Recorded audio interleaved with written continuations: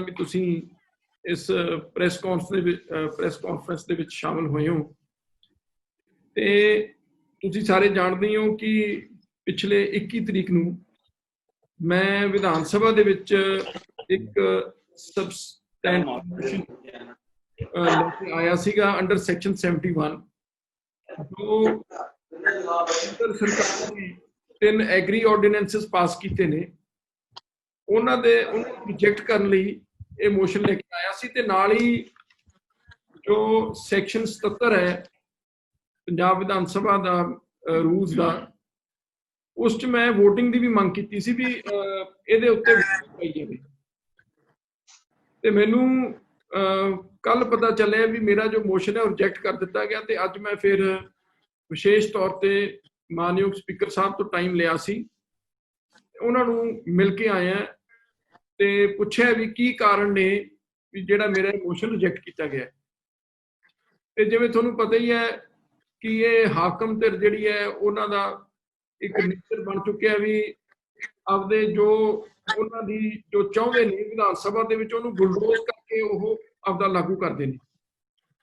ਤੇ ਉਹਨਾਂ ਕੋਲ ਕੋਈ ਪੁਸ਼ਟਾ ਤਾਂ ਹੈ ਨਹੀਂ। ਉਹਨਾਂ ਨੇ ਸਿਰਫ ਇੱਕ ਗੱਲ ਕਹੀ ਜੀ ਤੁਹਾਡਾ ਇਨ ਆਰਡਰ ਨਹੀਂ ਸੀਗਾ, 7 ਦਿਨ ਪਹਿਲਾਂ ਤੁਸੀਂ ਸਾਨੂੰ ਨਹੀਂ ਦਿੱਤਾ ਇਹ ਮੋਸ਼ਨ।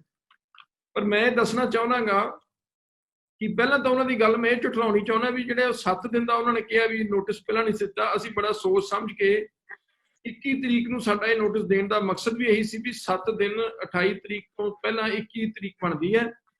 ਤੇ 21 ਤਰੀਕ ਨੂੰ ਮੈਂ ਇਹ ਸਾਰਾ ਉਹਨਾਂ ਤੋਂ ਰਿਸੀਵ ਕਰਾਇਆ। ਆ ਤੁਸੀਂ ਦੇਖੋਗੇ ਸੈਕਟਰੀ ਜੋ ਪੰਜਾਬ ਵਿਧਾਨ ਸਭਾ ਨੇ ਉਹਨਾਂ ਦੇ ਆਫਿਸ ਦੇ ਵਿੱਚ ਇਹ ਮੈਂ ਰਿਸੀਵ ਕਰਕੇ ਮੈਡਮ ਕੋਈ ਕਰੁਣਾ ਸ਼ਰਮਾ, ਉਹਨਾਂ ਤੋਂ ਇਹ ਰਿਸੀਵ ਹੋਇਆ 21 ਤਰੀਕ ਨੂੰ। ਤੇ ਜਦ ਮੈਂ ਉਹਨੂੰ ਇਹ ਗੱਲ ਦੱਸੀ ਤਾਂ ਉਹਨਾਂ ਕੋਲ ਇਸ ਗੱਲ ਦਾ ਕੋਈ ਜਵਾਬ ਨਹੀਂ ਸੀ। ਮੈਨੂੰ ਇਹ ਜਾਪਿਆ ਵੀ ਉਹ ਸਰਕਾਰ ਦੇ ਤੋਂ ਬੇਬਸ ਹੋਏ ਨੇ। ਸਰਕਾਰ ਆਪਦਾ ਮੋਸ਼ਨ ਉਹ ਲਿਆਉਣਾ ਚਾਹੁੰਦੀ ਹੈ। ਤੇ ਆਪਦਾ ਮੋਸ਼ਨ ਲਿਆਉਣ ਦਾ ਉਹਨਾਂ ਦਾ ਮਕਸਦ ਕੀ ਹੈ ਕਿ ਇੱਕ ਤਾਂ ਉਹ ਦੇ ਰੂਪ 'ਚ ਸ਼੍ਰੋਮਣੀ ਅਕਾਲੀ ਦਲ ਦੀ ਵੀ ਮਦਦ ਕਰਨਾ ਚਾਹੁੰਦੇ ਨੇ। ਇਸ ਤਰ੍ਹਾਂ ਉਹ ਵੀ ਮੈਂ ਤੁਹਾਨੂੰ ਦੱਸੂਗਾ, ਕਿਉਂਕਿ ਜਿਹੜਾ ਸਬਸਟੈਂਟਿਵ ਮੋਸ਼ਨ ਹੁੰਦਾ ਹੈ ਉਹਦੇ ਤੇ ਵੋਟਿੰਗ ਕਰਾਉਣੀ ਲਾਜ਼ਮੀ ਹੁੰਦੀ ਹੈ। ਤੇ ਰਿਵਾਜ਼ ਪੈ ਚੁੱਕਿਆ ਵਿਧਾਨ ਸਭਾ ਦੇ ਵਿੱਚ ਤਕਰੀਬਨ 99% ਜਿਹੜੇ ਮੋਸ਼ਨਸ ਨੇ ਉਹ ਵੌਇਸ ਵੋਟ ਨਾਲ ਪਾਸ ਹੋ ਜਾਂਦੇ ਨੇ। ਉਹ ਉੱਚੀ ਦੇਣੇ ਬੋਲਦੇ ਨੇ ਤੇ ਉਸ ਬੇਸ ਤੇ ਉਹਨਾਂ ਨੂੰ ਪਾਸ ਕਰ ਦਿੱਤਾ ਜਾਂਦਾ। ਮੇਰਾ ਮੋਟਿਵ ਇਹ ਸੀਗਾ ਵੋਟਿੰਗ ਦਾ ਵੀ ਕਲੀਅਰਲੀ ਇੱਕ ਮੈਸੇਜ ਆਵੇ ਕੇਂਦਰ ਸਰਕਾਰ ਨੂੰ ਵੀ 117 ਦੇ ਵਿੱਚੋਂ ਕਿੰਨੇ ਮੈਂਬਰ ਨੇ ਜਿਨ੍ਹਾਂ ਨੇ ਇਸ ਮਤੇ ਦੇ ਖਿਲਾਫ ਵੋਟ ਪਾਈ ਹੈ ਤੇ ਕਿੰਨਿਆਂ ਨੇ ਇਹਦੇ ਹੱਕ ਵਿੱਚ ਵੋਟ ਪਾਈ ਹੈ। ਤੇ ਉਹਦੇ ਨਾਲ ਹਰ ਪਾਰਟੀ ਦਾ ਪੋਜੀਸ਼ਨ, ਹਰ MLA ਦੀ ਪੋਜੀਸ਼ਨ ਜਿਹੜੀ ਹੈ ਉਹ ਇਹਦੇ ਨਾਲ ਕਲੀਅਰ ਹੋਣੀ ਸੀ। ਪਰ ਅਕਾਲੀ ਦਲ ਨੂੰ ਦੁਵਿਧਾ ਵਿੱਚੋਂ ਕੱਢਣ ਲਈ, ਉਹਨਾਂ ਨੂੰ ਬਚਾਉਣ ਲਈ ਉਹਨਾਂ ਨੇ ਮੇਰਾ ਜਿਹੜਾ ਸਬਸਟੈਂਟਿਵ ਮੋਸ਼ਨ ਹੈ ਉਹ ਰੱਦ ਕਰਤਾ।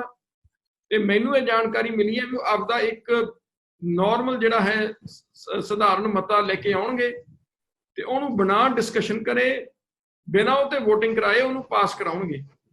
ਤੇ ਇਹਦੇ ਨਾਲ ਮੈਂ ਸਮਝਦਾ ਕੋਈ ਮਕਸਦ ਨਹੀਂ ਹੱਲ ਹੋਣਾ। ਜਿਹੜੇ ਅੱਜ ਪੰਜਾਬ ਦੇ ਕਿਸਾਨ, ਪੰਜਾਬ ਦੇ ਲੋਕ ਆਸ ਲਾਈ ਬੈਠੇ ਨੇ ਕਿ ਜਿਹੜੇ ਸਾਡੇ ਵਿਧਾਨ ਸਭਾ ਦੇ ਵਿੱਚ ਚੁਣੇ ਹੋਏ ਨੁਮਾਇੰਦੇ ਨੇ ਉਹ ਕੀ ਕਰਦੇ ਨੇ, ਸਾਡੇ ਹੱਕ ਵਿੱਚ ਕੀ ਆਵਾਜ਼ ਬੁਲੰਦ ਕਰਦੇ ਨੇ, ਤਾਂ ਉਹਨਾਂ ਨੂੰ ਇਸ ਤੋਂ ਬੜੀ ਵੱਡੀ ਨਿਰਾਸ਼ਤਾ ਹੋਏਗੀ। ਕਿਉਂਕਿ ਨਾ ਤਾਂ ਡਿਸਕਸ਼ਨ ਹੋਣੀ ਹੈ, ਡਿਸਕਸ਼ਨ ਦੇ ਵਿੱਚ ਬਹੁਤ ਗੱਲਾਂ ਨਿਕਲ ਕੇ ਆਉਂਦੀਆਂ ਤੇ ਇੱਕ ਪਲੇਟਫਾਰਮ ਪੰਜਾਬ ਦੇ ਮਸਲਿਆਂ ਤੇ ਡਿਸਕਸ਼ਨ ਕਰਨ ਦਾ ਜਿਹੜਾ ਹੈ ਉਹ ਸਭ ਤੋਂ ਵੱਡਾ ਪੰਜਾਬ ਵਿਧਾਨ ਸਭਾ ਹੈ। ਤੇ ਇਹਨਾਂ ਨੇ ਇਸ ਮੋਸ਼ਨ ਨੂੰ ਮੇਰੇ ਨੂੰ ਰਿਜੈਕਟ ਕਰਕੇ ਇੱਕ ਤਾਂ ਅਕਾਲੀ ਦਲ ਨੂੰ ਭੱਜਣ ਦਾ ਰਾਹ ਦੱਸਤਾ ਤੇ ਦੂਜਾ ਜਿਹੜਾ ਹੈ ਇੱਕ ਡਿਸਕਸ਼ਨ ਤੋਂ ਉਹ ਭੱਜ ਗਏ ਨੇ। ਇਹ ਗੱਲ ਸਾਬਤ ਕਰਦੀ ਹੈ ਕਿ ਦੋਨੇ ਕਾਂਗਰਸ ਅਤੇ ਅਕਾਲੀ ਦਲ ਉਹ ਦੋਨੇ ਆਪਸ 'ਚ ਰਲੇ ਹੋਏ ਨੇ। ਜਿਹੜੀ ਅਸੀਂ ਹੁਣ ਤੱਕ ਗੱਲ ਕਰ ਰਹੇ ਹਾਂ ਵੀ ਇੱਕ ਦੂਜੇ ਦਾ ਜੋ ਇੰਟਰਸਟ ਨੇ ਉਹਨਾਂ ਨੂੰ ਜੇ ਬਚਾਉਣ ਦੇ ਵਿੱਚ ਇਹ ਦੋਨੇ ਪਾਰਟੀਆਂ ਲੱਗੀਆਂ ਹੋਈਆਂ ਤੇ ਇਹਨਾਂ ਦੀ ਇੱਕ ਆਪਸ ਵਿੱਚ ਸਮਝੌਤਾ ਹੈ ਕਿ ਅਸੀਂ, ਸਾਡੀ ਸਰਕਾਰ ਆਉਂਦੀ ਹੈ ਤਾਂ ਅਸੀਂ ਤੁਹਾਨੂੰ ਪ੍ਰੋਟੈਕਟ ਕਰਾਂਗੇ, ਤੁਹਾਡੇ ਇੰਟਰਸਟ ਪ੍ਰੋਟੈਕਟ ਕਰਾਂਗੇ, ਤੁਹਾਡੇ ਪੋਲੀਟੀਕਲ ਇੰਟਰਸਟ ਪ੍ਰੋਟੈਕਟ ਕਰਾਂਗੇ, ਤੇ ਜੇ ਸਾਡੀ ਆਉਂਦੀ ਅਸੀਂ ਕਰਾਂਗੇ ਤੇ ਆਪਾਂ ਵਾਰੀ-ਵਾਰੀ ਪੰਜਾਬ ਦੇ ਉੱਤੇ ਰਾਜ ਕਰੀਏ। ਸੋ ਉਸ ਤਹਿਤ ਇਹ ਬੜੇ ਦੁੱਖ ਨਾਲ ਕਹਿਣਾ ਪੈਂਦਾ ਹੈ कि अज जद सारे पंजाब की आस सी कि विधान सभा दे विच कोई असारू गल होवे इन्हां तिन्ने जिहड़े एग्रीकल्चर के ऑर्डीनेंसिस ने वो तो ये सरकार भज चुकी है। ते दूजी गल जिहड़ी मैं ये करना चाहुंदा अज दी इस कॉन्फ्रेंस दे विच वो है कि जो 328 स्वरूप गुरु ग्रंथ साहब महाराज के जो गायब होए ने, जिन्हां बारे किसी नूं कोई जानकारी नहीं, वो एक अज बहुत गंभीर मसला है। शायद जिहड़ियां साडी SGPC है वो इस गल की गंभीरता नूं ना समझते हुए इस ते जिहे जे कदम चकने चाहिए सी वो नहीं चक रहे।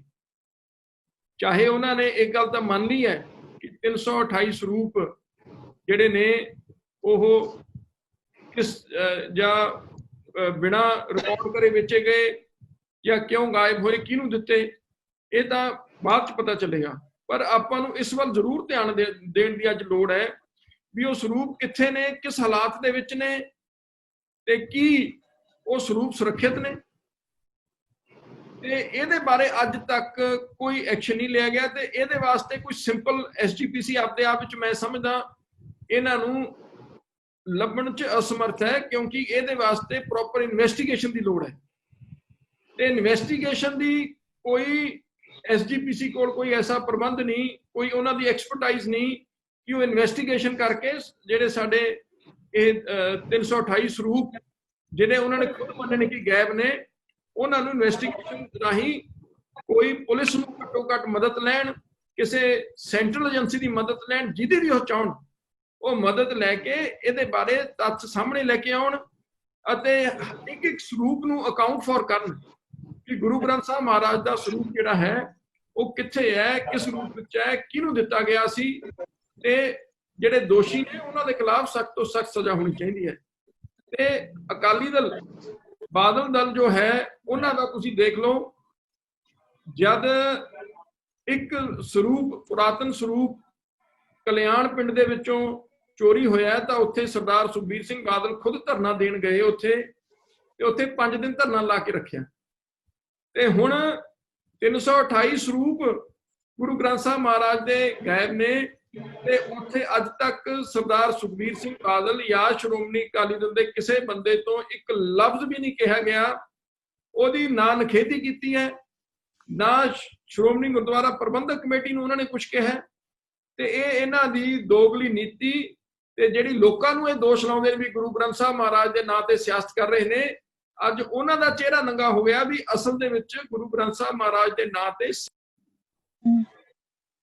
रोगी यार सॉरी विच डिस्टर्ब हो गया सी।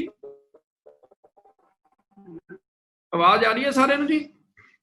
हाँ जी हाँ जी। सो इसलिए उन्हां दा अज अकाली दल दा चेहरा जिहड़ा बेनकाब हो गया भी असल दे विच गुरु ग्रंथ साहब महाराज दे नाम ते सुखबीर सिंह बादल अते उन्हां दी पार्टी सियासत कर रहे ने भी पटियाले दा जाके धरना देता ते इत्थे इन्हां कोल कहण नूं कुछ नहीं, दूजे पासे जो बरगाड़ी दे विच धरने ते बैठे सी उन्हां नाल की होया सी वो भी सारे जानते हैं। सो मैं इसनूं ज़्यादा वो नहीं करना चाहता। मैं तो यह गल कहना भी असीं श्रोमणी अकाली दल डेमोक्रेटिक वालों पहली मीटिंग जब हुई सी अज तो महीना पहला असीं फैसला कीता सी भी जिहड़े भी गुरु ग्रंथ साहब महाराज दे स्वरूप लापता ने उन्हां दे वास्ते असीं पश्चाताप करिए। सानूं एक सिख होण दे नाते ये जरूर, क्योंकि SGPC ने नहीं कीता, किसी होर अधिकारियों ने नहीं कीता, असीं पश्चाताप दे अखंड पाठ साहब शुरू कीते ने। पहले अखंड पाठ साहब मस्तवाणा साहब जिहड़ा संगरूर दे विच अखंड पाठ साहब दे भोग पए, दूजे हुशियारपुर ते तीजे गुरदासपुर। सो असीं लड़ीवार जिहड़ा है यह अखंड पाठ साहब दे भोग पवा के एक पश्चाताप जो SGPC नूं करना चाहिदा सी या उन्हां दे प्रबंधकां नूं करना चाहिदा सी, असीं ये शुरू कीता है। तां क्योंकि असीं नहीं चाहुंदे सी भी असीं कोई ऐसी सियासत करिए भी कल नूं जिहड़ा है जिहड़ा इस गल दी सानूं साडे ते कोई उंगलां चक्कण भी जी देखो गुरु ग्रंथ साहब महाराज दे ते सियासत कर रहे ने। पर अज दूजियां पार्टियां जिहड़ियां ने खास तौर पे अकाली दल बादल जिहड़ा है उन्हां नूं इस चीज़ का जरूर जवाब देना पएगा, क्योंकि SGPC का प्रबंध उन्हां कोले है ते लोग जानते ने भी एक एक फैसला जिहड़ा है SGPC का एग्जैक्टिव का ते SGPC का वो सीधा ਕਿੱਥੋਂ ਫੈਸਲਾ ਹੁੰਦਾ ਹੈ, ਕੌਣ ਡਾਇਰੈਕਸ਼ਨ ਦਿੰਦਾ ਹੈ, ਕਿਹਦੇ ਕਹੇ ਤੇ ਫੈਸਲੇ ਹੁੰਦੇ ਨੇ। ਇੱਥੋਂ ਤੱਕ ਹੈ ਵੀ ਐਸਜੀਪੀਸੀ ਦਾ ਪ੍ਰਧਾਨ ਦੇ ਤਾਂ ਕਈ ਵਾਰ ਫੈਸਲੇ ਕੀਤੇ ਹੋਏ ਅਗਲੇ ਦਿਨ ਓਵਰਟਰਨ ਹੋ ਜਾਂਦੇ ਨੇ, ਇਹ ਵੀ ਕਿਹਦੇ ਕਹੇ ਤੋਂ ਹੁੰਦੇ ਨੇ ਉਹ ਵੀ ਲੋਕ ਜਾਣਦੇ ਨੇ। ਸੋ ਇਹ ਦੋ ਮੁੱਦੇ ਬਹੁਤ ਅਹਿਮ ਨੇ, ਇਹਨਾਂ ਬਾਰੇ ਤਾਂ ਹੀ ਮੈਂ ਅੱਜ ਪ੍ਰੈਸ ਕਾਨਫਰੰਸ ਕੀਤੀ ਸੀ, ਤਾਂ ਕਿ ਜਿਹੜਾ ਹੈ ਕਾਂਗਰਸ ਦਾ ਵੀ ਅਤੇ ਬਾਦਲ ਦਲ ਦੋਨਾਂ ਦਾ ਜਿਹੜਾ ਚਿਹਰਾ ਹੈ ਉਹ ਲੋਕਾਂ ਸਾਹਮਣੇ ਰੱਖਿਆ ਜਾ ਸਕੇ ਵੀ ਉਹ ਕਹਿਣ ਨੂੰ ਕੁਛ ਕਰਦੇ ਨੇ, ਕਹਿੰਦੇ ਕੁਛ ਨੇ ਤੇ ਕਰਦੇ ਕੁਛ ਨੇ। ਤੇ ਮੈਂ ਹੁਣ ਫੇਰ ਦੁਬਾਰੇ ਇਹ ਦੋਨਾਂ ਮੁੱਦਿਆਂ ਤੇ ਸਾਡੀ ਇੱਕੋ ਹੀ ਹੈ ਕਿ ਇਹਦੇ ਜਿਹੜਾ ਹੈਗਾ, ਭਾਵੇਂ ਮੇਰਾ ਸਬਸਟੈਂਟਿਵ ਮੋਸ਼ਨ ਉਹਨਾਂ ਨੇ ਰਿਜੈਕਟ ਕਰਤਾ, ਸਾਡੀ ਇਹ ਮੰਗ ਹੈ ਕਿ ਇਸ ਮੋਸ਼ਨ ਤੇ ਜਾਂ ਜੋ ਸਰਕਾਰ ਮੋਸ਼ਨ ਲੈ ਕੇ ਆਉਂਦੀ ਹੈ ਉਹਦੇ ਤੇ ਬਹਿਸ ਹੋਣੀ ਚਾਹੀਦੀ ਹੈ ਅਤੇ ਉਹਦੇ ਤੇ VOTING ਹੋਣੀ ਚਾਹੀਦੀ ਹੈ, ਤਾਂ ਕਿ ਲੋਕਾਂ ਦੇ ਸਾਹਮਣੇ ਜਿਹੜਾ ਹੈ ਸਾਰੇ ਤੱਥ ਆਉਣ ਤੇ ਅਸੀਂ ਲੋਕਾਂ ਦੀ ਆਵਾਜ਼ ਬਣ ਕੇ ਤੇ ਜਿਹੜਾ ਹੈ ਉਹਨਾਂ ਲਈ ਲੜ ਸਕੀਏ ਵਿਧਾਨ ਸਭਾ ਦੇ ਵਿੱਚ। ਤੇ ਦੂਜਾ, ਸ਼੍ਰੋਮਣੀ ਗੁਰਦੁਆਰਾ ਪ੍ਰਬੰਧਕ ਕਮੇਟੀ ਨੂੰ ਪਹਿਲੀ ਗੱਲ ਤਾਂ FIR ਰਜਿਸਟਰ ਕਰਾਉਣੀ ਚਾਹੀਦੀ ਹੈ ਜੋ ਗੁਰੂ ਗ੍ਰੰਥ ਸਾਹਿਬ ਮਹਾਰਾਜ ਦੇ ਸਰੂਪ ਚੋਰੀ ਹੋਏ ਨੇ। ਦੂਜਾ, ਇਨਵੈਸਟੀਗੇਸ਼ਨ ਜਿਹੜੀ ਹੈ ਉਹ ਕਿਸੇ ਵੀ ਇਨਵੈਸਟੀਗੇਟਿੰਗ ਏਜੰਸੀ, ਚਾਹੇ ਪੰਜਾਬ ਸਰਕਾਰ ਦੀ ਹੋਵੇ ਚਾਹੇ ਕੇਂਦਰ ਦੀ ਹੋਵੇ, ਉਹਨਾਂ ਨੂੰ ਜ਼ਰੂਰ ਨਾਲ ਲੈ ਕੇ ਇਨਵੈਸਟੀਗੇਸ਼ਨ ਕਰਨੀ ਚਾਹੀਦੀ ਹੈ, ਕਿਉਂਕਿ ਖੁਦ SGPC ਮੈਂ ਸਮਝਦਾ ਇਸ ਸਮਰਥ ਨਹੀਂ ਹੈ ਕਿ ਇੱਕ ਮਹਾਰਾਜ ਸਾਹਿਬ ਦੇ ਸਰੂਪ ਦੀ ਉਹ ਭਾਲ ਕਰ ਸਕੇ ਤੇ ਉਹਦੇ ਬਾਰੇ ਜਿਹੜੀ ਸੱਚਾਈ ਤੱਥ ਸਾਹਮਣੇ ਲਿਆ ਸਕੇ। ਸੋ ਮੈਂ ਇਹੀ ਗੱਲ ਤੁਹਾਡੇ ਸਾਹਮਣੇ ਰੱਖਣਾ ਚਾਹੁੰਦਾ ਸੀ। ਫਿਰ ਮੈਂ ਤੁਹਾਡਾ ਸਾਰਿਆਂ ਦਾ ਇੱਥੇ ਧੰਨਵਾਦ ਕਰਦਾ ਤੇ ਹੁਣ ਬੇਨਤੀ ਕਰਾਂਗਾ ਵੀ ਵਾਰੀ-ਵਾਰੀ ਜਿਹੜਾ ਕੋਈ ਤੁਹਾਡੇ ਦੇ ਵਿੱਚੋਂ ਕੋਈ ਸਵਾਲ ਕਰਨਾ ਚਾਹੁੰਦਾ ਹੋਵੇ, ਕੋਈ ਪੁੱਛਣਾ ਚਾਹੁੰਦਾ ਹੋਵੇ ਤਾਂ ਤੁਸੀਂ ਜ਼ਰੂਰ ਪੁੱਛ ਸਕਦੇ ਹੋ। ਹਾਂਜੀ।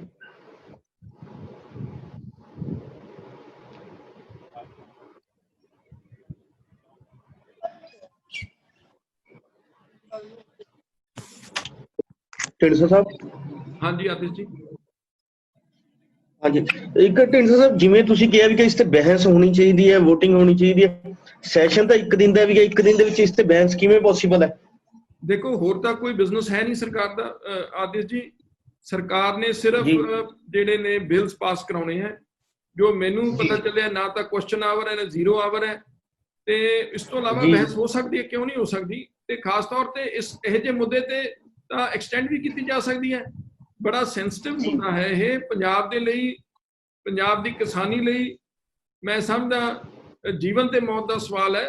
ਸੋ ਇਸ ਲਈ ਇਹਦਾ ਜ਼ਰੂਰ, ਜੇ ਵਿਧਾਨ ਸਭਾ ਦੇ ਵਿੱਚ ਬਹਿਸ ਨਹੀਂ ਹੋਏਗੀ ਹੋਰ ਕਿੱਥੇ ਹੋਏਗੀ ਜੀ। ਤੇ ਇਹਦੇ ਉੱਤੇ ਮੇਰਾ ਮੰਨਣਾ ਹੈ ਬਹਿਸ ਵੀ ਹੋਣੀ ਚਾਹੀਦੀ ਹੈ, VOTING ਵੀ ਹੋਣੀ ਚਾਹੀਦੀ ਹੈ, ਤਾਂ ਕਿ ਹਰ MLA, ਹਰ ਪਾਰਟੀ ਦਾ ਜਿਹੜਾ ਸਟੈਂਡ ਹੈ ਉਹ ਕਲੀਅਰ ਹੋ ਸਕੇ ਤੇ ਲੋਕਾਂ ਦੇ ਸਾਹਮਣੇ ਆਵੇ। ਢੀਂਡਸਾ ਸਾਹਿਬ, ਤੁਸੀਂ ਕਹਿ ਰਹੇ ਹੋ ਕਿ ਐਕਸਟੈਂਡ ਹੋਣੀ ਚਾਹੀਦੀ ਹੈ, ਲੇਕਿਨ ਸਪੀਕਰ ਸਾਹਿਬ ਮੂਡ 'ਚ ਨਹੀਂ ਦਿਖ ਰਹੇ। ਅੱਜ ਤੁਸੀਂ ਵੀ ਜਿਵੇਂ ਕਹਿ ਰਹੇ ਹੋ ਕਿ ਮਿਲ ਕੇ ਆਏ ਹਾਂ, ਪਰ ਅਸੀਂ ਵੀ ਗਏ ਹਾਂ, ਮੀਡੀਆ ਵੀ ਗਿਆ, ਤਾਂ ਉਹਨਾਂ ਨੇ ਕਿਹਾ ਕਿ ਆਉਣ ਵਾਲੇ ਸਮੇਂ 'ਚ ਜਦੋਂ ਇਹ ਮਹਾਮਾਰੀ ਤੋਂ ਥੋੜਾ ਛੁਟਕਾਰਾ ਮਿਲ ਜਾਏਗਾ, ਹਾਲਾਤ ਠੀਕ ਹੋ ਜਾਣਗੇ, ਫਿਰ ਸੈਸ਼ਨ ਬੁਲਾ ਲਿਆ ਜਾਏਗਾ। ਲੇਕਿਨ ਹਾਲੇ ਕੋਈ ਐਕਸਟੈਂਡ ਦਾ ਕੋਈ ਮੂਡ ਨਹੀਂ ਦਿਖ ਰਿਹਾ, ਨਾ ਸਰਕਾਰ ਦਾ, ਸਪੀਕਰ ਸਾਹਿਬ ਦਾ ਕੋਈ ਮੂਡ ਨਹੀਂ ਦਿਖ ਰਿਹਾ ਇਹਦੇ 'ਚ। ਜੀ, ਤੁਹਾਡੀ ਗੱਲ ਬਿਲਕੁਲ ਠੀਕ ਹੈ। ਮੈਂ ਇਹ ਮੰਨਦਾ ਵੀ ਉਹਨਾਂ ਦਾ ਕੋਈ ਮੂਡ ਨਹੀਂ ਹੈ, ਪਰ ਜੇ ਹੁਣ ਡਿਸਕਸ਼ਨ ਨਾ ਕੀਤੀ ਫਿਰ ਮੌਕਾ ਨਹੀਂ ਮਿਲੇਗਾ। ਹਜੇ ਸਿਰਫ ਆਰਡੀਨੈਂਸ ਪਾਸ ਹੋਇਆ, ਬਿੱਲ ਹਜੇ ਲੋਕ ਸਭਾ ਤੇ ਰਾਜ ਸਭਾ ਦੇ ਵਿੱਚ ਆਏਗਾ। ਤੇ ਜੋ ਅਖਬਾਰ ਦੇ ਵਿੱਚ ਆਇਆ ਵੀ ਸਤੰਬਰ ਦੇ ਵਿੱਚ ਜਿਹੜਾ ਪਾਰਲੀਮੈਂਟ ਦਾ ਸੈਸ਼ਨ 15 ਦਿਨ ਦੇ ਕਰੀਬ ਸਰਕਾਰ, ਕੇਂਦਰ ਸਰਕਾਰ ਕਰਾਉਣ ਜਾ ਰਹੀ ਹੈ। ਤੇ ਇੱਕ ਵਾਰ ਉਹ ਬਿੱਲ ਬਣ ਕੇ ਪਾਸ ਹੋ ਗਏ ਫਿਰ ਤਾਂ ਉਸ ਤੇ ਬਹਿਸ ਕਰਨ ਦਾ ਕੋਈ ਮਕਸਦ ਹੀ ਨਹੀਂ ਰਹਿੰਦਾ। ਇਹ ਤਾਂ ਉਸ ਤੋਂ ਪਹਿਲਾਂ ਸਾਨੂੰ ਬਹਿਸ ਕਰਨੀ ਚਾਹੀਦੀ ਹੈ ਤੇ ਸਾਡਾ ਪੱਖ ਪਾਰਲੀਮੈਂਟ ਤੱਕ ਪਹੁੰਚਣਾ ਚਾਹੀਦਾ ਹੈ। ਬਿਫੋਰ ਪਾਰਲੀਮੈਂਟ ਦੇ ਵਿੱਚ ਡਿਬੇਟ ਹੋਵੇ। ਹਜੇ ਆਰਡੀਨੈਂਸ ਦੇ ਰਾਹੀਂ ਉਹ ਇੱਕ ਟੈਂਪਰੇਰੀ ਕਾਨੂੰਨ ਬਣਿਆ, ਉਹ ਜਦ ਬਿੱਲ ਪਾਸ ਹੋਣਗੇ ਲੋਕ ਸਭਾ ਦੇ ਵਿੱਚ ਤਾਂ ਫਿਰ ਜਿਹੜਾ ਪੱਕਾ ਕਾਨੂੰਨ ਬਣੇਗਾ। ਸੋ ਉਸ ਤੋਂ ਪਹਿਲਾਂ ਸਰਕਾਰ ਨੂੰ ਜ਼ਰੂਰ ਮੈਂ ਇਹ ਕਹਾਂਗਾ ਵੀ ਬਹਿਸ ਹੋਣੀ ਚਾਹੀਦੀ। ਇਸ ਤੋਂ ਬਾਅਦ ਅਗਲੇ ਸੈਸ਼ਨ ਤੱਕ ਤਾਂ ਸਾਰਾ ਕੁਝ ਇਹਦਾ ਮਕਸਦ ਹੀ ਨਹੀਂ ਰਹਿਣਾ ਕੋਈ। ਸੋ ਫਿਰ ਤਾਂ ਤੁਸੀਂ ਕਰਾਓ ਨਾ ਕਰਾਓ। ਸਪੀਕਰ ਸਾਹਿਬ ਜਿਵੇਂ ਕਹਿੰਦੇ ਆ, ਤੁਹਾਨੂੰ ਕੀ ਲੱਗਦਾ ਸਪੀਕਰ ਸਾਹਿਬ ਜਿਸ ਤਰ੍ਹਾਂ ਕਹਿੰਦੇ ਆ, ਉਹ ਕਹਿੰਦੇ ਨੇ ਕਿ ਮਜਬੂਰੀ ਆ। ਜਿਸ ਤਰ੍ਹਾਂ ਹੁਣ 23 MLA ਜਿਹੜੇ ਪੋਜ਼ਿਟਿਵ ਹੋ ਗਏ, 4 ਮੰਤਰੀ, 1 ਡਿਪਟੀ ਸਪੀਕਰ, ਔਰ ਹਾਲਾਂਕਿ ਵਿੱਚੋਂ ਚਲੋ ਦਰਜਨ ਕਿਉਂ ਮੰਨ ਸਕਦੇ ਠੀਕ ਹੋ ਗਏ, ਦਰਜਨ ਕੇ ਐਕਟਿਵ ਨੇ, ਤਾਂ ਉਹਨਾਂ ਦੇ ਵਿੱਚ ਐਸੇ ਹਾਲਾਤ ਹੋ ਕਹਿੰਦੇ ਮਜਬੂਰੀ ਬਣ ਗਈ ਹੈ ਕਿ ਜਿਹਦੇ ਟੈਸਟ ਕਰਾਈਏ ਨੇ ਪੋਜ਼ਿਟਿਵ ਆਈ ਜਾਂਦੇ ਆ। ਇਸ ਕਰਕੇ ਅਸੀਂ ਮਜਬੂਰੀ ਹੈ ਕਿ ਅਸੀਂ ਇੱਕ ਵਾਰੀ ਜਿਹੜਾ 1 ਦਿਨ ਦਾ ਹੀ ਰੱਖਾਂਗੇ, ਜ਼ਿਆਦਾ ਲੰਬਾ ਅਸੀਂ ਨਹੀਂ ਵਧਾ ਸਕਦੇ। ਦੂਜੀ ਗੱਲ ਨਾਲ ਹੀ ਕਿ ਜਿਹੜੇ ਟੈਸਟਿੰਗ ਹੋ ਰਹੀ ਹੈ, ਟੈਸਟਿੰਗ ਨੂੰ ਲੈ ਕੇ ਆਮ ਆਦਮੀ ਪਾਰਟੀ ਦੇ ਵਿਧਾਇਕ ਅਮਨ ਅਰੋੜਾ ਨੇ ਸਵਾਲ ਚੁੱਕ ਦਿੱਤਾ। ਉਹ ਕਹਿੰਦੇ ਜੀ ਇਹ ਜਿਹੜੀ ਰਿਪੋਰਟ ਟੈਸਟਿੰਗ ਹੈ ਇਹ ਵੀ ਸ਼ੰਕਾ ਦੇ ਘੇਰੇ 'ਚ ਹੈ, ਕਿਉਂਕਿ ਆਮ ਆਦਮੀ ਪਾਰਟੀ ਦਾ ਜਿਹੜਾ ਵਿਧਾਇਕ ਹੈ ਉਹ ਪੋਜ਼ਿਟਿਵ ਆਏ ਨੇ, ਜਿਹੜੇ ਮਨਜੀਤ ਸਿੰਘ ਬਿਲਾਸਪੁਰ, ਤਾਂ ਉਹ ਕੱਲ ਆਮ ਆਦਮੀ ਪਾਰਟੀ ਦੀ ਮੀਟਿੰਗ ਦੇ ਵਿੱਚ ਮੌਜੂਦ ਸੀ। ਫਿਰ ਤਾਂ ਸਾਰੇ ਵਿਧਾਇਕ ਜਿਹੜੇ ਆ ਸ਼ਾਮਲ ਨਹੀਂ ਹੋ ਸਕਦੇ, ਉਹਨਾਂ ਨੂੰ ਕੁਆਰੰਟੀਨ ਹੋਣਾ ਪਊਗਾ ਇੱਕ ਹਫ਼ਤਾ ਕਾਨੂੰਨ ਮੁਤਾਬਕ। ਇਸੇ ਤਰ੍ਹਾਂ ਅਕਾਲੀ ਦਲ ਦਾ ਜਿਹੜੇ ਵਿਧਾਇਕ ਵਡਾਲਾ ਸਾਹਿਬ ਉਹ ਪੋਜ਼ਿਟਿਵ ਆਏ ਨੇ ਤਾਂ ਮੀਟਿੰਗ ਦੇ ਵਿੱਚ ਸ਼ਾਮਲ ਸੀ। ਤਾਂ ਫਿਰ ਜੇ ਵਿਰੋਧੀ ਧਿਰਾਂ ਦੋਨੇ ਬਾਹਰ ਹੋਣਗੀਆਂ ਤਾਂ ਕੀ ਤੁਹਾਨੂੰ ਲੱਗਦਾ ਹੈ ਕਿ ਟੈਸਟਿੰਗ ਜਿਹੜੀ ਨਾਰਮਲ ਹੈ, ਜਾਂ ਆਮ ਆਦਮੀ ਪਾਰਟੀ ਦੇ ਇਲਜ਼ਾਮ ਗਲਤ ਨੇ, ਜਾਂ ਫਿਰ ਸਪੀਕਰ ਸਾਹਿਬ ਦੀ ਕੀ ਸੋਚ ਹੈ? ਦੇਖੋ, ਮੈਂ ਟੈਸਟਿੰਗ ਤੇ ਤਾਂ ਕੋਈ ਗੱਲ ਨਹੀਂ ਕਰਨਾ ਚਾਹਾਂਗਾ। ਇਹ ਜ਼ਰੂਰ ਹੈ ਵੀ ਸਾਡੇ ਧਿਆਨ 'ਚ ਵੀ ਗੱਲਾਂ ਆਈਆਂ ਨੇ ਕਿ ਕਈ ਲੋਕ ਜਿਹੜੇ ਨੇ ਉਹ ਇੱਕ ਦਿਨ ਨੈਗੇਟਿਵ ਆਉਂਦੇ ਆ, ਅਗਲੇ ਦਿਨ ਪੋਜ਼ਿਟਿਵ ਆ ਜਾਂਦੇ ਆ, ਜਾਂ ਇੱਕ ਦਿਨ ਪੋਜ਼ਿਟਿਵ ਆਉਂਦੇ ਅਗਲੇ ਦਿਨ ਨੈਗੇਟਿਵ ਆ ਜਾਂਦੇ ਆ, ਤੇ ਲੋਕਾਂ ਨੇ ਸ਼ੰਕੇ ਤਾਂ ਖੜੇ ਕੀਤੇ ਨੇ ਟੈਸਟਿੰਗ ਦੇ ਉੱਤੇ। ਪਰ ਜਿਹੜੀ ਇਹ ਟੈਸਟਿੰਗ ਹੋਈ ਹੈ ਇਹਦੇ ਤੇ ਮੈਂ ਕਹਾਂ ਵੀ ਕਿਸੇ ਦੀ ਨਹੀਂ ਹੈ, ਇਹ ਚੋਂ ਜਾਂ ਕੋਈ ਸੀਗਾ ਉਹਨੂੰ ਪੋਜ਼ਿਟਿਵ ਕਰ ਦਿੱਤਾ ਗਿਆ। ਇਹ ਮੈਂ ਹਜੇ ਤੇ ਕੋਈ ਕਿੰਤੂ ਪਰੰਤੂ ਨਹੀਂ ਕਰੂੰਗਾ। ਪਰ ਜਿੱਥੋਂ ਤੱਕ ਸਪੀਕਰ ਸਾਹਿਬ ਦੀ ਗੱਲ ਹੈ, ਦੇਖੋ ਹਰਿਆਣਾ ਵਿਧਾਨ ਸਭਾ ਦਾ ਸੈਸ਼ਨ ਹੋ ਰਿਹਾ ਹੈ, ਪਾਰਲੀਮੈਂਟ ਦਾ ਸੈਸ਼ਨ ਹੋ ਰਿਹਾ 15 ਦਿਨ ਦਾ, ਤੇ ਇਹਦੇ 'ਚ ਜਿਹੜੇ ਬੰਦੇ, ਜਿਹੜੇ MLA ਜਿਹੜੇ ਆਪਦੀ ਰਿਪੋਰਟ ਲੈ ਕੇ ਆਉਣਗੇ ਉਹਨਾਂ ਤੇ ਤਾਂ ਜਿਹੜਾ ਹੈ ਕੋਈ ਰੋਕ ਨਹੀਂ, ਉਹ ਤਾਂ ਬੈਠ ਕੇ ਬਹਿਸ ਕਰ ਸਕਦੇ ਨੇ। ਤੇ ਨਾਲੇ ਨਹੀਂ, ਪਰ ਜਿਹੜੇ ਮੈਂ ਤੇਰੀ ਗੱਲ ਕੀਤੀ ਜੀ ਮੀਟਿੰਗ ਦੇ ਵਿੱਚ ਮੌਜੂਦ ਸੀ, ਉਹ ਕੁਆਰੰਟੀਨ ਹੋਣਗੇ ਤਾਂ ਵਿਰੋਧੀ ਧਿਰਾਂ ਤਾਂ ਫਿਰ ਜਾ ਹੀ ਨਹੀਂ ਸਕਦੀ ਅੰਦਰ। ਜਿਹੜੇ ਮੀਟਿੰਗ ਵਿੱਚ ਗਏ ਨੇ ਉਹਨਾਂ ਦੀ ਵੀ ਤਾਂ ਟੈਸਟ ਰਿਪੋਰਟ ਲੈ ਕੇ ਹੀ ਆਉਣਗੇ। ਉਹਨਾਂ ਨੇ ਅੱਜ ਟੈਸਟ ਕਰਾਉਣਗੇ, ਕੱਲ ਨੂੰ ਟੈਸਟ ਕਰਾਉਣਗੇ, 2 ਦਿਨ ਹੈਗੇ ਨੇ। ਤੇ ਜੇ ਉਹ ਪੋਜ਼ਿਟਿਵ ਨਾ ਹੋਏ ਫਿਰ ਉਹ ਆਉਣਗੇ, ਵਿਧਾਨ ਸਭਾ 'ਚ ਆ ਸਕਦੇ। ਮੈਂ ਸਮਝਦਾ ਉਹਨਾਂ ਤੇ ਰੋਕ ਨਹੀਂ ਹੋਣੀ ਚਾਹੀਦੀ।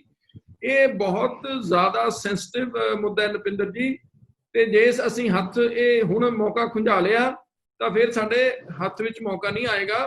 ਤੇ ਸਾਡੇ ਲਈ ਸਭ ਤੋਂ ਜਿਹੜਾ ਹੈ ਇੰਪੋਰਟੈਂਟ ਹੈ ਪੰਜਾਬ ਦੇ ਲੋਕਾਂ ਦਾ, ਪੰਜਾਬ ਦੇ ਜੋ ਅੱਜ ਕਿਸਾਨ ਜਿਹਦੇ ਸਿਰ ਦੇ ਉੱਤੇ ਤਲਵਾਰ ਲਟਕ ਰਹੀ ਹੈ, ਜੇ ਅੱਜ ਅਸੀਂ ਨਹੀਂ ਖੜਾਂਗੇ ਤਾਂ ਫਿਰ ਸਾਡਾ ਚੁਣੇ ਜਾਣ ਦਾ, ਵਿਧਾਨ ਸਭਾ ਪਹੁੰਚਣ ਦਾ ਮਕਸਦ ਹੀ ਨਹੀਂ ਰਹਿ ਜਾਂਦਾ। ਸੋ ਦੇਖੋ ਕੈਪਟਨ ਸਰਕਾਰ ਤਾਂ ਸਿੱਧੇ ਤੌਰ ਤੇ ਉਸ ਆਰਡੀਨੈਂਸ ਦੇ ਵਿਰੋਧ ਦੇ ਵਿੱਚ ਖੜੀ ਹੈ ਜੀ। ਸਰਕਾਰ ਦੇ ਸਿਰਫ ਬਹਾਨੇ ਨੇ ਬਹਿਸ ਨਾ ਕਰਾਉਣ ਤੋਂ, ਕਿਉਂਕਿ ਮੈਨੂੰ ਲੱਗਦਾ ਹੈ ਕੈਪਟਨ ਅਮਰਿੰਦਰ ਸਿੰਘ ਖੁਦ ਜਿਹੜਾ ਉਹ ਅਸੈਂਬਲੀ ਦੇ ਵਿੱਚ ਆਉਣ 'ਚ ਬਾਲੇ ਇੱਛੁਕ ਨਹੀਂ ਹੈਗੇ। ਸੋ ਉਹ ਨਹੀਂ ਚਾਹੁੰਦੇ ਵੀ ਸੈਸ਼ਨ ਹੋਵੇ, ਇਸ ਲਈ ਇਹ ਸਾਰਾ ਕੁਝ ਹੋ ਰਿਹਾ। ਮੇਰਾ ਮੰਨਣਾ ਇਹ ਹੈ, ਨਹੀਂ ਸਰਕਾਰ ਚਾਹੇ ਤਾਂ ਸੈਸ਼ਨ ਜ਼ਰੂਰ ਵਧਾਇਆ ਜਾ ਸਕਦਾ। ਜਿਹੜੇ MLA ਠੀਕ ਨੇ, ਜਿਨ੍ਹਾਂ ਨੂੰ ਜਿਵੇਂ ਮੈਂ ਕੱਲ ਰਿਪੋਰਟ ਕਰਾਈ ਹੈ, ਮੇਰੀ ਨੈਗੇਟਿਵ ਆਈ ਹੈ, ਤਾਂ ਮੈਂ ਤੇ ਹੋਰ MLA ਬਥੇਰਿਆਂ ਦੀ ਨੈਗੇਟਿਵ ਆਈ ਹੈ, ਉਹ ਤਾਂ ਸਾਰੇ ਪਾਰਟਿਸਿਪੇਟ ਕਰ ਸਕਦੇ ਆ। ਜਿਸ ਤਰ੍ਹਾਂ ਅਮਰਿੰਦਰ ਸਿੰਘ ਸਰਕਾਰ ਆ ਜਿਹੜੀ ਕਾਂਗਰਸ ਸਰਕਾਰ, ਉਹ ਤਾਂ ਖੁਦ ਕਹਿੰਦੇ ਕਿ ਅਸੀਂ ਮੋਦੀ ਸਰਕਾਰ ਦੇ ਇਹਨਾਂ ਆਰਡੀਨੈਂਸ ਦੇ ਖਿਲਾਫ ਆ, ਅਸੀਂ ਆਵਾਜ਼ ਚੁੱਕ ਰਹੇ ਹਾਂ, ਵਿਰੋਧ ਪ੍ਰਦਰਸ਼ਨ ਕਰ ਰਹੇ ਹਾਂ, ਤਾਂ ਫਿਰ ਇਹਨਾਂ ਆਰਡੀਨੈਂਸ ਦੇ ਮੁੱਦੇ ਤੇ ਕਿਉਂ ਨਹੀਂ ਉਹ ਸਮਾਂ ਦੇਣਾ ਚਾਹੁੰਦੇ? ਦੇਖੋ ਨਪਿੰਦਰ ਜੀ, ਵਿਰੋਧ ਪ੍ਰਦਰਸ਼ਨ ਤਾਂ ਕਿਸਾਨ ਯੂਨੀਅਨਾਂ ਵੀ ਕਰ ਰਹੀਆਂ ਨੇ, ਪਰ ਉਹ ਵਿਚਾਰੇ ਕਿਸਾਨ ਯੂਨੀਅਨ ਵਾਲੇ ਅਸੈਂਬਲੀ 'ਚ ਨਹੀਂ ਆ ਕੇ ਬੋਲ ਸਕਦੇ। ਪਲੇਟਫਾਰਮ ਸਾਡੇ MLA ਵਾਸਤੇ, ਸਾਡਾ ਕੰਮ ਇਹ ਨਹੀਂ ਹੈ ਵੀ ਅਸੀਂ ਠੀਕ ਹੈ ਧਰਨਿਆਂ ਤੇ ਕਰੀਏ, ਪਰ ਸਾਡੀ ਸਭ ਤੋਂ ਪਹਿਲਾਂ ਡਿਊਟੀ ਹੈ ਕਿ ਵਿਧਾਨ ਸਭਾ ਵਿੱਚ ਆਵਾਜ਼ ਉਠਾਈਏ। ਜਿਹੜਾ ਸਾਨੂੰ ਪਲੇਟਫਾਰਮ ਮਿਲਿਆ, ਜੇ ਅਸੀਂ ਉੱਥੇ ਨਹੀਂ ਬੋਲਦੇ, ਸਾਡਾ ਧਰਨੇ ਮੁਜ਼ਾਹਰੇ ਕਰਨ 'ਚ ਜਾਣ ਦਾ ਤਾਂ ਮਕਸਦ ਨਹੀਂ, ਕੋਈ ਉਹਦੇ ਨਾਲ ਸੋਲਵ ਨਹੀਂ ਹੁੰਦਾ। ਜਿਹੜੀ ਡਿਊਟੀ ਲੱਗੀ ਹੈ ਉਹਨਾਂ ਨੂੰ ਨਿਭਾਉਣੀ ਪਏਗੀ, ਤਾਂ ਹੀ ਅਸੀਂ ਉਹ ਕਰ ਸਕਦੇ ਹਾਂ। ਭਾਵੇਂ ਉਹ ਵਿਰੋਧ ਕਰੀ ਜਾਂਦੇ ਨੇ, ਪਰ ਉਹਨਾਂ ਨੂੰ ਵਿਰੋਧ ਇੱਕ ਮੋਸ਼ਨ ਦੇ ਰਾਹੀਂ, ਤਾਂ ਕਿ ਕੇਂਦਰ ਨੂੰ ਪਤਾ ਚੱਲੇ ਵੀ ਵਿਧਾਨ ਸਭਾ ਦਾ ਇੱਕ ਮੈਂਬਰ ਇਹ ਜਿਹੜੇ ਆਰਡੀਨੈਂਸ ਨੇ ਇਹਨਾਂ ਦੇ ਖਿਲਾਫ ਹੈ, ਤਾਂ ਸਾਡੀ ਪੰਜਾਬ ਦੇ ਲੋਕਾਂ ਦੀ ਆਵਾਜ਼ ਉੱਥੇ ਪਹੁੰਚ ਸਕੇਗੀ। ਨਹੀਂ ਧਰਨਿਆਂ ਨਾਲ ਸਾਡੀ ਉਸ ਤਰੀਕੇ ਨਾਲ ਆਵਾਜ਼ ਅਸੀਂ ਨਹੀਂ ਉੱਥੇ ਰੱਖ ਸਕਦੇ। ਢੀਂਡਸਾ ਸਾਹਿਬ ਤੁਸੀਂ ਕਿਹਾ ਗਿਆ ਕਿ ਤੁਹਾਡਾ ਮੋਸ਼ਨ ਇਸ ਕਰਕੇ ਰਿਜੈਕਟ ਕਰਤਾ ਕਿਉਂਕਿ ਸਰਕਾਰ ਆਪਣਾ ਮੋਸ਼ਨ ਲਿਆਉਣਾ ਚਾਹੁੰਦੀ ਹੈ, ਤੇ ਤੁਸੀਂ ਕਿਹਾ ਕਿ ਆਪਸ ਦੇ ਵਿੱਚ ਅਕਾਲੀ ਦਲ ਕਾਂਗਰਸ ਸ਼ੁਰੂ ਤੋਂ ਹੀ ਫਿਕਸ ਮੈਚ ਖੇਡਦੇ ਆਏ ਨੇ, ਤੁਸੀਂ ਵੀ ਸਰਕਾਰ ਦੇ ਵਿੱਚ ਰਹੇ ਹੋ। ਇਹ ਦੋਨੋਂ ਚੀਜ਼ਾਂ ਕਲੀਅਰ ਕਰੋ ਕਿ 2017 ਦੇ ਵਿੱਚ ਵੀ ਆਰੋਪ ਲੱਗਾ ਸੀਗਾ ਕਿ ਫਿਕਸ ਮੈਚ ਖੇਡਿਆ ਗਿਆ ਸੀ ਅਕਾਲੀ ਦਲ ਤੇ ਕਾਂਗਰਸ ਦਾ, ਉਦੋਂ ਵੀ ਕੀ ਭੂਮਿਕਾ ਰਹੀ ਸੀ, ਕਿਸ ਲੈਵਲ ਦੇ ਉੱਪਰ ਇਹ ਫਿਕਸ ਮੈਚ ਖੇਡਿਆ ਜਾਂਦਾ ਹੈ, ਤੇ ਹੁਣ ਕਿਵੇਂ ਸਰਕਾਰ ਅਕਾਲੀ ਦਲ ਨੂੰ ਦੁਵਿਧਾ ਜੋ ਕੱਢਣਾ ਚਾਹੁੰਦੀ ਹੈ? ਇਹ ਦੋਨੋਂ ਸਵਾਲਾਂ ਦੇ ਜਵਾਬ। ਦੇਖੋ, ਅਸੀਂ ਹੁਣ ਸਾਨੂੰ ਬਿਲਕੁਲ ਇਸ ਗੱਲ ਦਾ ਅਹਿਸਾਸ ਹੋ ਗਿਆ ਕਿ ਇਹ ਆਪਸ 'ਚ ਰਲੇ ਹੋਏ ਨੇ। ਫਿਕਸ ਮੈਚ ਦਾ ਕਿਵੇਂ, ਮੈਂ ਤੁਹਾਨੂੰ ਦੱਸਣਾ ਚਾਹੁੰਦਾ, ਖਾਸ ਤੌਰ ਤੇ 2017 ਦਾ ਵੀ ਦੱਸਿਓ। ਹਾਂਜੀ, ਕਲੀਅਰਲੀ ਜੋ ਮੈਂ ਸਮਝਦਾ, ਨਾਟ ਇਲੈਕਸ਼ਨ, ਪਰ ਬਾਦਲ ਪਰਿਵਾਰ ਤੇ ਕੈਪਟਨ ਅਮਰਿੰਦਰ ਸਿੰਘ ਇਹ ਆਪਸ ਵਿੱਚ ਇੱਕ ਦੂਜੇ ਦੇ ਇੰਟਰਸਟ ਬਚਾ ਰਹੇ ਨੇ, ਇੱਕ ਦੂਜੇ ਨੂੰ ਪ੍ਰੋਟੈਕਟ ਕਰ ਰਹੇ ਨੇ। ਤੇ ਜੋ ਕੈਪਟਨ ਅਮਰਿੰਦਰ ਸਿੰਘ ਨੇ ਗੱਲਾਂ ਕਹੀਆਂ ਸੀ ਉਹਨਾਂ ਦੇ ਇੱਕ ਤੇ ਉਹਨਾਂ ਨੇ ਪਹਿਰਾ ਨਹੀਂ ਦਿੱਤਾ।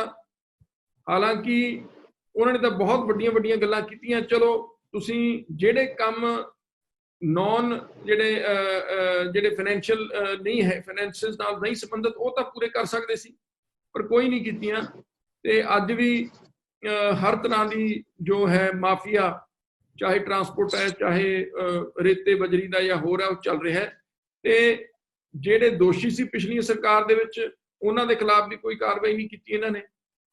ਸੋ ਇਹ ਹੁਣ ਕੈਪਟਨ ਅਮਰਿੰਦਰ ਸਿੰਘ ਜੀ ਦੇ ਜਦ ਸਰਕਾਰ ਦਾ ਆਖਰੀ ਸਮੇਂ ਸੀ ਪਿਛਲੀ ਸਰਕਾਰ ਦਾ, ਕੈਪਟਨ ਅਮਰਿੰਦਰ ਸਿੰਘ ਦੇ ਜੋ ਕੇਸ ਸੀਗੇ ਉਹਨਾਂ ਨੂੰ ਕਮਜ਼ੋਰ ਕਰਤਾ ਗਿਆ ਜਾਂ ਉੱਥੋਂ ਉਹਨਾਂ ਨੂੰ ਰਿਲੀਫ ਦਵਾਈ ਗਈ ਕੋਰਟਸ ਦੇ ਵਿੱਚੋਂ, ਉਹ ਸਾਰਿਆਂ ਦੇ ਸਾਹਮਣੇ ਹੈ।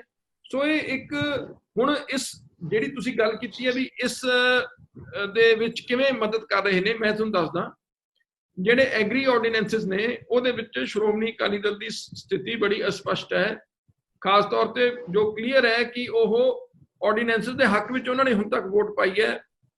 ਜਦ ਬੀਬਾ ਹਰਸਿਮਰਤ ਕੌਰ ਬਾਦਲ ਕੈਬਨਿਟ ਦੇ ਵਿੱਚ ਇਹ ਆਰਡੀਨੈਂਸਸ ਪਾਸ ਹੋਏ ਨੇ ਤਾਂ ਉੱਥੇ ਮੌਜੂਦ ਹੋ ਕੇ ਉਹਨਾਂ ਦੇ ਜਿਹੜੀ ਹੈ ਸਮਰਥਨ ਦੇ ਨਾਲ ਹੀ ਯੂਨੈਨਿਮਸਲੀ ਇਹ ਸਾਰਾ ਜਿਹੜੇ ਨੇ ਐਗਰੀ ਆਰਡੀਨੈਂਸਸ ਪਾਸ ਹੋਏ। ਉਸ ਦਾ ਮਤਲਬ ਇਹ ਹੈ ਕਿ ਇਹ ਇਹਨਾਂ ਦੇ ਹੱਕ ਵਿੱਚ ਸੀ ਉੱਥੇ ਉਹ ਕੈਬਨਿਟ ਦੇ ਵਿੱਚ।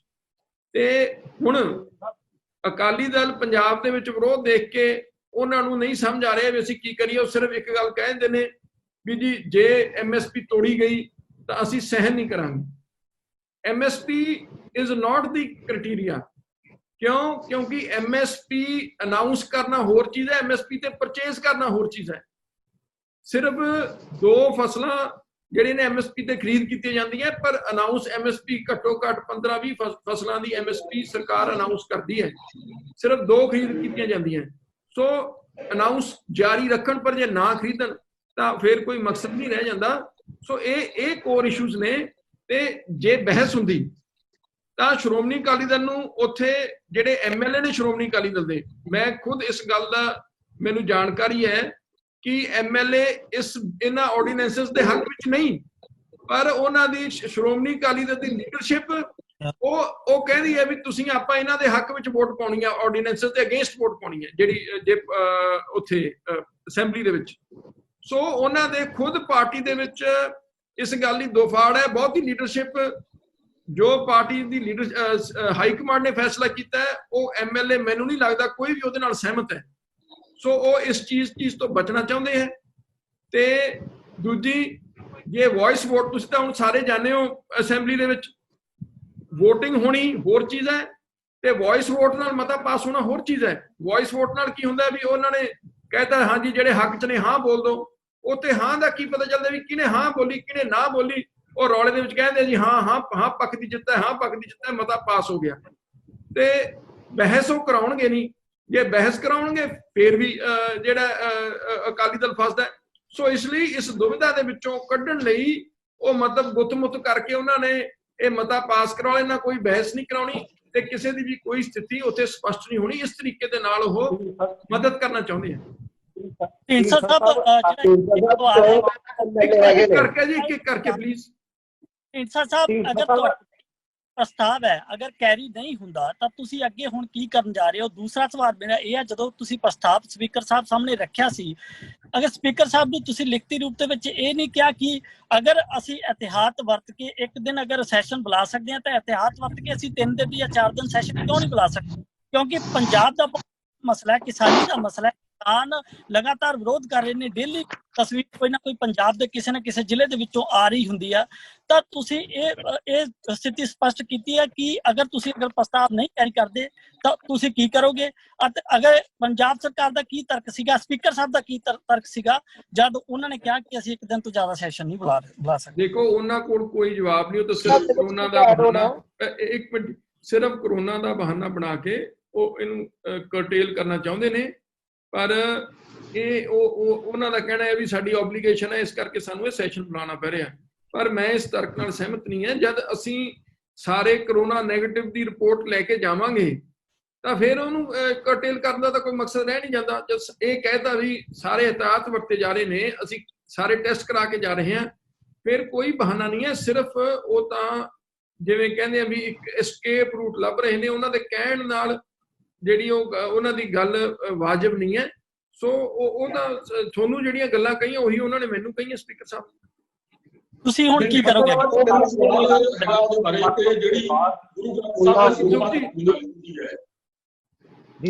ਤੁਸੀਂ ਕਹਿ ਰਹੇ ਜੀ ਢੀਂਡਸਾ ਸਾਹਿਬ, ਅਕਾਲੀ ਦਲ ਤੋਂ ਵੱਖ ਹੋਣ ਤੋਂ ਬਾਅਦ ਤੁਹਾਡਾ ਪਹਿਲਾ ਵਿਧਾਨ ਸਭਾ ਦਾ ਸੈਸ਼ਨ ਹੈ ਕਿ ਕੱਲ ਪਰਸੋਂ ਜਦੋਂ ਵਿਧਾਨ ਸਭਾ ਦੀ ਬੈਠਕ ਹੋਵੇਗੀ, ਤੁਸੀਂ ਅਕਾਲੀ ਦਲ ਦੇ ਵਿਧਾਇਕਾਂ ਦੇ ਨਾਲ ਬੈਠੋਗੇ ਜਾਂ ਫਿਰ ਤੁਹਾਡੇ ਵੱਲੋਂ ਆਪਣੀ ਸੀਟ ਬਦਲਣ ਦੀ ਮੰਗ ਕੀਤੀ ਗਈ ਹੈ? ਕਿਉਂਕਿ ਕਾਗਜ਼ਾਂ ਦੇ ਵਿੱਚ ਅਜੇ ਵੀ ਤੁਸੀਂ ਅਕਾਲੀ ਦਲ ਬਾਦਲ ਦੇ ਵਿਧਾਇਕ ਹੋ। ਮੈਂ ਪਿਛਲੀ ਵਿਧਾਨ ਸਭਾ ਜੋ ਸੈਸ਼ਨ ਸੀ ਉਹ ਇਸੇ ਕਰਕੇ ਨਹੀਂ ਸੀ ਉਹ ਮੈਂ ਅਟੈਂਡ ਕਰ ਸਕਿਆ। ਮੈਂ ਸੈਪਰੇਟ ਸੀਟ ਦੀ ਮੰਗ ਕੀਤੀ ਸੀ। ਮੈਂ ਉਹਦੇ ਵਿੱਚ ਇਹੀ ਕਿਹਾ ਸੀ ਵੀ ਮੈਨੂੰ ਜਿਹੜਾ ਹੈ 2 ਫਰਵਰੀ ਨੂੰ ਮੈਨੂੰ ਤੇ ਢੀਂਡਸਾ ਸਾਹਿਬ ਨੂੰ ਅਕਾਲੀ ਦਲ ਦੇ ਵਿੱਚੋਂ ਸਾਨੂੰ ਬਰਖਾਸਤ ਕਰ ਦਿੱਤਾ ਗਿਆ ਹੈ, ਜਿਸ ਕਰਕੇ ਸਾਡਾ ਇਹ ਹੱਕ ਹੈ ਵੀ ਸਾਨੂੰ ਸੈਪਰੇਟ ਸੀਟ ਅਲਾਟ ਕੀਤੀ ਜਾਵੇ। ਤੇ ਸਪੀਕਰ ਸਾਹਿਬ ਨੂੰ ਮੈਂ 2 ਵਾਰੀ, ਇੱਕ ਵਾਰੀ ਲਿਖਤੀ ਵੀ ਕਿਹਾ, ਮੈਂ ਪਰਸਨਲੀ ਮਿਲ ਕੇ ਵੀ ਗੱਲ ਕੀਤੀ ਹੈ। ਤੇ ਉਹਨਾਂ ਨੇ ਮੈਨੂੰ ਇਹੀ ਕਿਹਾ ਵੀ ਜੋ ਸ਼੍ਰੋਮਣੀ ਅਕਾਲੀ ਦਲ ਦੇ ਲੀਡਰ ਨੇ ਸ਼ਰਨਜੀਤ ਸਿੰਘ ਢਿੱਲੋਂ, ਉਹਨਾਂ ਨੂੰ ਮੈਂ ਚਿੱਠੀ ਲਿਖੀ ਹੈ ਪਰ ਉਹਨਾਂ ਦਾ ਕੋਈ ਜਵਾਬ ਨਹੀਂ ਆਇਆ ਕਿ ਉਹਨਾਂ ਨੇ ਸਥਿਤੀ ਸਪਸ਼ਟ ਨਹੀਂ ਕੀਤੀ ਤੇ ਵੀ ਉਹਨਾਂ ਚਿਰ ਅਸੀਂ ਕੁਝ ਨਹੀਂ ਕਰ ਸਕਦੇ ਜਦ ਤੱਕ ਉਹਨਾਂ ਦਾ ਜਵਾਬ ਨਹੀਂ ਆਉਂਦਾ। ਹਾਲਾਂਕਿ ਮੇਰੀ ਸਿਰਫ ਇਹੀ ਸੀ ਮੰਗ ਵੀ ਅੱਡ ਬੈਠਣ ਦਾ ਕਾਰਨ ਕੀ ਹੈ ਵੀ ਤਾਂ ਕਿ ਅਕਾਲੀ ਦਲ ਨੇ ਤਾਂ ਮੈਨੂੰ ਸਮਾਂ ਨਹੀਂ ਦੇਣਾ। ਸਮਾਂ ਅਲਾਟ ਕਰਨ ਦੀ ਜ਼ਿੰਮੇਵਾਰੀ ਪਾਰਟੀ ਦੀ ਜੋ ਲੀਡਰ ਦੀ ਹੁੰਦੀ ਹੈ ਵੀ ਕਿਹੜੇ ਕਿਹੜੇ ਮੈਂਬਰ ਨੂੰ ਬਜਟ ਤੇ ਜਾਂ ਹੋਰ ਕਿਸੇ ਮੋਸ਼ਨ ਤੇ ਬੋਲਣ ਦਾ ਸਮਾਂ ਦੇਣਾ ਹੈ। ਤੇ ਜੇ ਮੈਨੂੰ ਸਮੇਂ ਨਹੀਂ ਮਿਲਣਾ ਫਿਰ ਮੇਰਾ ਉੱਥੇ ਜਾਣ ਦਾ ਮਕਸਦ ਕੋਈ ਨਹੀਂ।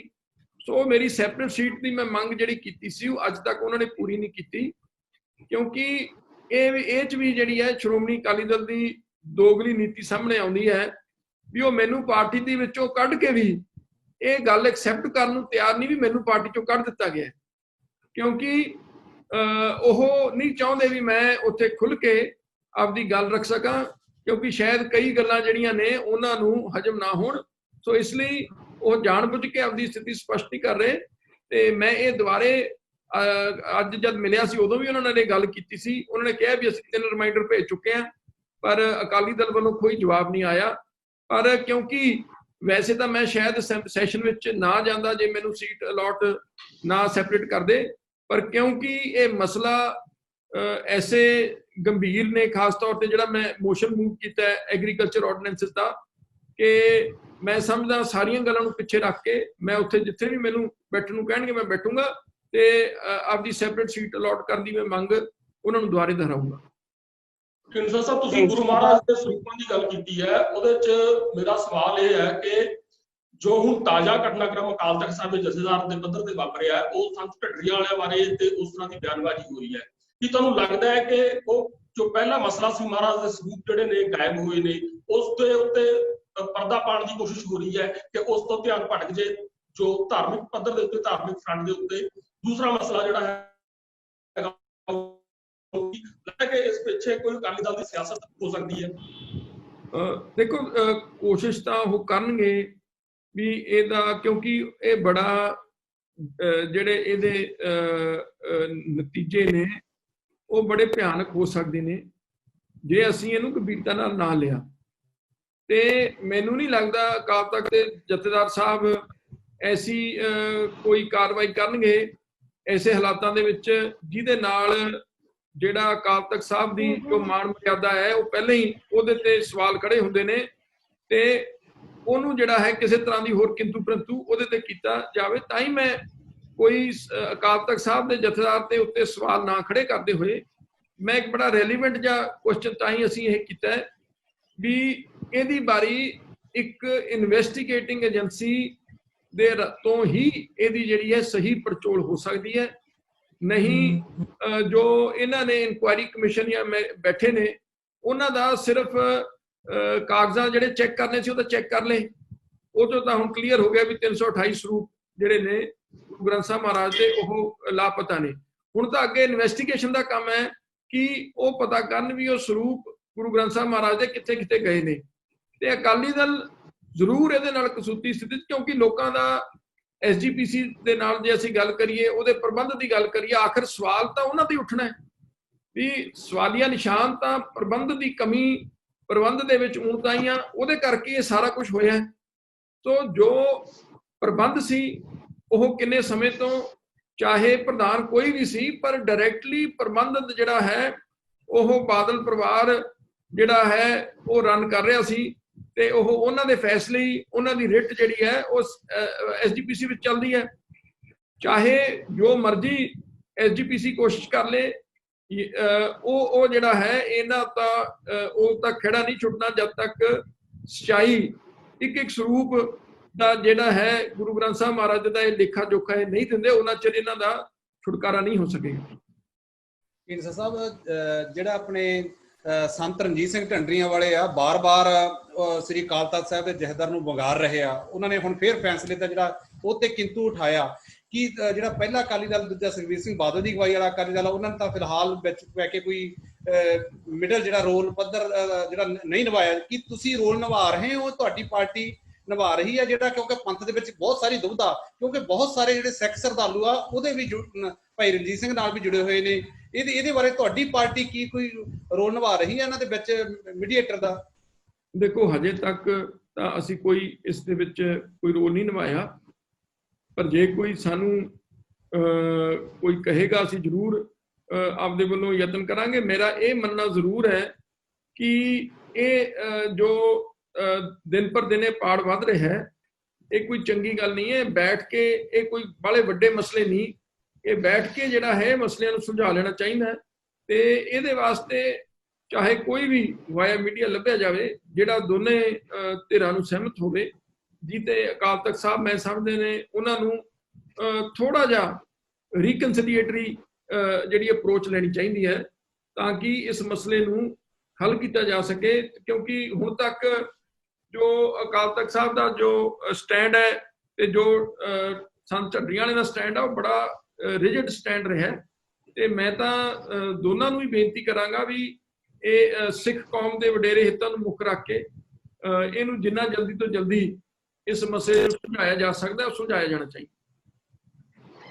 ਤੁਸੀਂ ਰੋਲ ਨਿਭਾ ਰਹੇ ਹੋ, ਤੁਸੀਂ ਕੋਈ ਮੀਟਿੰਗ ਵਗੈਰਾ ਕਰ ਰਹੇ ਹੋ? ਸਾਨੂੰ ਦੇਖੋ, ਜੇ ਬਿਨ ਕਹੇ ਕੋਈ ਆਪਣੇ ਆਪ ਵਿੱਚ ਜੇ ਅਸੀਂ ਜਾਵਾਂਗੇ, ਸ਼ਾਇਦ ਸਾਡੀ ਉਸ ਗੱਲ ਦੀ ਉਨੀ ਭੁਗਤ ਨਾ ਹੋਵੇ। ਜੇ ਸਾਨੂੰ ਇਸ ਗੱਲ ਲਈ ਕਿਹਾ ਜਾਏਗਾ ਤਾਂ ਅਸੀਂ ਜ਼ਰੂਰ ਯਤਨ ਕਰਾਂਗੇ। ਨਹੀਂ, ਜੇ ਤੁਹਾਡੀ ਪਾਰਟੀ ਹੈਗੀ ਆ ਹੁਣ ਪੰਥ ਦੀ ਜਿਹੜੀ ਹੈਗੀ ਆ ਮੇਨ, ਜਿਹੜੇ ਤੁਸੀਂ ਇਹ ਦਾਅਵਾ ਕੀਤਾ, ਕਿਉਂਕਿ ਅਸੀਂ ਜਿਹੜੀ ਉਹ 1920 ਵਾਲਾ ਅਕਾਲੀ ਦਲ ਜਿਹੜਾ ਹੈਗਾ ਉਹਦੇ ਵਿੱਚ, ਕਿਉਂਕਿ ਤੁਹਾਡੀ ਹੋਂਦ ਵਿੱਚ ਲਿਆਵਾਂਗੇ, ਪਰ ਤੁਹਾਡੀ ਜ਼ਿੰਮੇਵਾਰੀ ਖੁਦ ਵੀ ਬਣਦੀ ਆ, ਕਿਉਂਕਿ ਪੰਥ ਦੁਬਿਧਾ ਦੇ ਵਿੱਚ ਪਿਆ ਹੋਵੇ। ਸ਼੍ਰੋਮਣੀ ਅਕਾਲੀ ਦਲ ਇਸ ਵਾਸਤੇ ਪਹਿਲ ਕਦਮੀ ਕਰੇ। ਦੇਖੋ, ਮੈਂ ਠੀਕ ਹੈ, ਸਾਡੀ ਇਹ ਪਹਿਲ ਕਦਮੀ, ਅਸੀਂ ਚਾਹੇ ਡਾਇਰੈਕਟਲੀ ਨਹੀਂ, ਅਸੀਂ ਇਨਡਾਇਰੈਕਟਲੀ, ਚਾਹੇ ਸੰਤ ਸਮਾਜ ਹੈ, ਚਾਹੇ ਹੋਰ ਧਾਰਮਿਕ ਸਾਡੀਆਂ ਜਥੇਬੰਦੀਆਂ ਨੇ, ਉਹਨਾਂ ਦੇ ਰਾਹੀਂ ਅਸੀਂ ਯਤਨ ਕਰਾਂਗੇ ਵੀ ਇਹ ਨਾਲ ਰਲ ਕੇ ਉਹਨਾਂ ਦੇ ਕੁਝ ਇਹਦਾ ਅਸੀਂ ਚੰਗਾ ਜਿਹੜਾ ਸਿੱਟਾ ਕੱਢ ਸਕੀਏ, ਤੇ ਇਹਨੂੰ ਇਸ ਡਿਸਪਿਊਟ ਨੂੰ ਖਤਮ ਕੀਤਾ ਜਾ ਸਕੇ।